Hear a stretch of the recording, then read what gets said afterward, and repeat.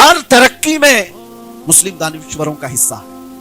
دنیا کو آج جس حالت میں آپ دیکھ رہے ہیں، تھوڑا سا اگر مطالعہ کرتے ہیں آپ کو پتا ہے پورا انٹرنیٹ آج جو چلتا ہے، جتنے بھی اس میں ویب سائٹ ہوں، جتنے بھی سوشل میڈیا سائٹس ہوں، سب کے پاس ایک چیز کا استعمال ہے، الگورزم. الگورزم کا استعمال ہر جگہ ہے. اور آپ کو پتا ہے الگورزم کا ایجاد کرنے والا کون تھا؟ محمد بن موسیٰ الخوارزمی. آج سے تقریباً 800 سال پہلے جنہوں نے ایجاد کیا، محمد بن موسیٰ الخوارزمی. خوارزمی سے ہی الگورزم بنایا گیا ہے، صرف ان کا ایجاد کیا. پوری دنیا اس پر آج ڈیپینڈ ہے.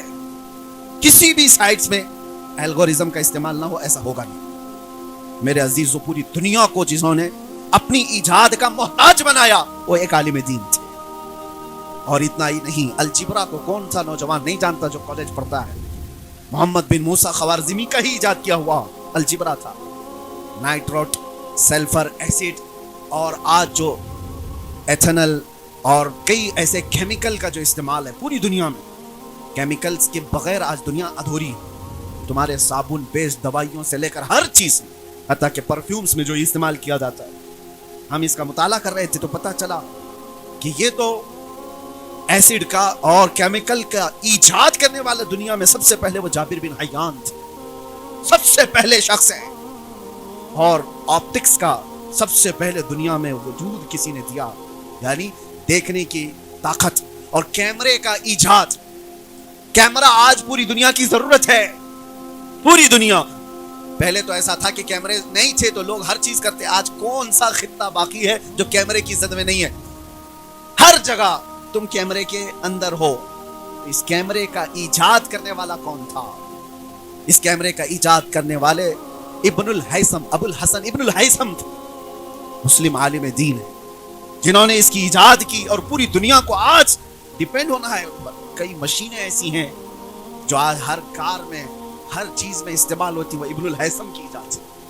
اور حیرت کی بات میں آپ کو بتاؤں، حضرت العلامہ ابو القاسم الزہراوی ایک بہت بڑے دانشور تھے، بہت بڑے عالم دین تھے. ابو القاسم الزہراوی جنہوں نے سب سے پہلے کلاک استعمال کرنا شروع کیا، گھڑی کی ایجادات کے سلسلے میں انہوں نے بیان کیا. اور ابو بکر رازی، اللہ اکبر، دنیا کا ایسا ڈاکٹر جس نے سب سے زیادہ سرجری کے قانون بتائے. پوری دنیا کی میڈیکل سائنس آج بھی ابو بکر رازی کے بتائے ہوئے طریقوں پر چل رہی تھی آج بھی. اور ابو علی سینا کی لکھی ہوئی کتابیں بچوں کے امراض کے سلسلے میں، ڈاکٹرز اگر پڑھے ہوں گے تو یہ اور بات ہے کہ تاریخ مٹائی گئی ہے، ان کے ایجادات کی کہانیاں چھپا دی گئی. لیکن بنیاد کس کی ہے؟ بنیاد رکھنے والے وہ مسلم علماء تھے جنہوں نے نفع دیا، اپنی زندگی سے نفع پہنچایا ہے پوری دنیا کو. اور آپ کو یہ پتا ہے آج سب سے زیادہ تیز سفر کوئی ہے وہ تو ایروپلین کا سفر ہے، ہوائی سفر ہے. پوری دنیا آج ہوائی سفر میں گلوبل ویلیج میں آ گئی ہے، ایک دیہات کی طرح بن گئی پوری دنیا. جب چاہے ادھر سے ادھر ہو جائے. پوری دنیا کے لاکھوں کلومیٹر کو سمیٹ دیا گیا ایروپلین کے سفر نے. اور سب سے پہلے ایروپلین کی ایجاد کرنے کے لیے جنہوں نے شروعات کی تھی پیراگلائڈز وغیرہ کے ذریعے سے، وہ عباس بن فرناس تھے. یہ بھی مسلم عالم دین تھے. دنیا کو کیا نہیں دیا. وہ کتاب میں نے پڑھا تھا تو حیرت ہوتی ہے، دنیا کی 75% ایجادات مسلم علماء کی ہے. اور آج اسی امت کا بچہ نشے میں مسحور ہے. آج اسی امت کا بچہ نوجوان گلیوں اور نکڑوں پر اپنی راتیں گزار رہا ہے. آج زندگی بے مقصد گزارنی پڑ رہی ہے لوگوں کو. کیوں ایسا؟ تم بہت با مقصد اس دنیا میں آئے تھے. اور ایسا نہیں ہے کہ اس سے پہلے والے لوگ. اب کام کرنے والوں میں آپ کو بتاؤں، میں بہت جو انسپائر ہوں کچھ چیزوں سے. ممبئی کی سرزمین پر مجھے جب یہ پتا چلا، آپ کو پتا ہے مدن پورہ سنی بڑی مسجد کو آپ نے دیکھا ہوگا، بھائی کلّہ کتنی بڑی مسجد ہے، تقریباً 150 سال پرانی مسجد. اسی طرح ایک حمیدیہ مسجد بھی آپ نے دیکھا ہوگا پائدونی میں. یہ مسجد اور مسافر خانہ کرافرڈ مارکیٹ کا سابو صدیق مسافر خانہ، بھائی کلّہ میں سابو صدیق پولی ٹیکنیکل ہاسپٹل، کالج، یہ 4 سے 5 بڑی بڑی عمارتیں جو تقریباً 100 سال پرانی ہیں. یہ 100 سال پرانی. ان سب کو بنانے والا ایک ہی شخص تھا، ایک ہی شخص. اور حیرت کی بات میں بتاتا ہوں، میمن فیملی سے تعلق رکھنے والے حاجی صابو صدیق، یہ 3 مسجدیں، ایک مسافر خانہ، ایک ہسپتال اور ایک اس زمانے کی انسٹیٹیوٹ کالج، اتنا دنیا کو دے کر کے جانے والا، آپ کو پتا ہے وہ صابو صدیق صرف 23 سال کی عمر میں انتقال کر گیا تھا، 23، یعنی 25 سال سے کم کا جوان یہ ساری چیزیں دنیا کو دے کر چلا گیا۔ لاکھوں سجدے ان مساجد میں آج بھی ہوتے ہیں۔ جوان ہو تو ایسا ہو جو امت کو نفع دے کر سکائے، زندگی ہو تو ایسی جو لاکھوں کو فائدہ پہنچا کر جائے۔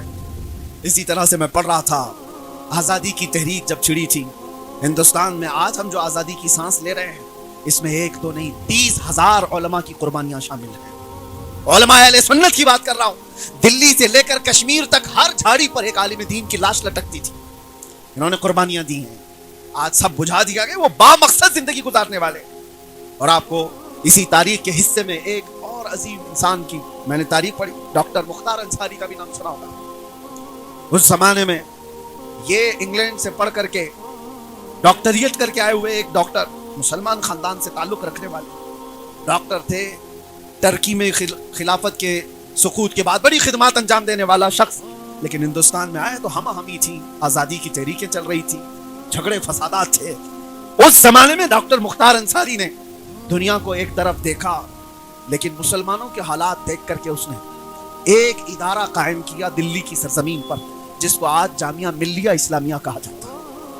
1920 میں یہ قائم ہوئی تھی یونیورسٹی، اور آج وہاں سے ہزاروں اسٹوڈنٹ پڑھ کر کے نکلے، کئی ڈاکٹرز وہاں سے نکلے، انجینئرز نکلے، سائنٹسٹ نکلے، ہر طبقے میں لوگ وہاں سے فائدہ اٹھا کر چلے۔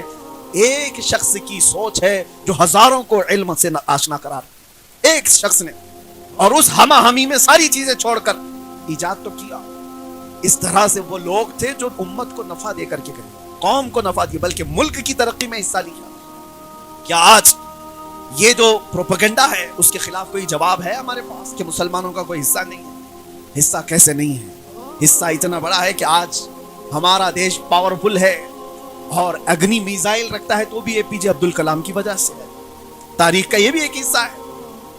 ہندوستان پاورفل ہے، نیوکلیئر پاور رکھتا ہے، تو اس کا بھی صحرا ایک ڈاکٹر عبد الکلام کے سر جاتا ہے، یہ دنیا کو پتا ہے۔ کہاں کہاں سے وہ پلہ جھاڑتے رہیں۔